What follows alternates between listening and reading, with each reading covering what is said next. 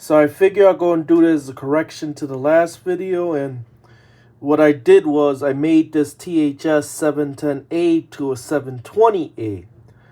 But now I figured out how to make it to a 720p, and what I did was, in the last video, was I left R205 populated and I removed the one for R204, because when it's a 710, both of those are populated. So I went ahead and made the mistake, and now I went ahead and switched the resistor back to R204.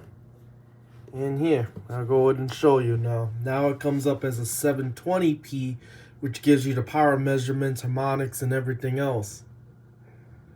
So now instead of being a 720A, now it's a 720p. And you can see right there, it comes up as a THS710P. And that, of course, gives you the power measurements and stuff. So there you go. Now you get the extra options. So that was a correction for the last video.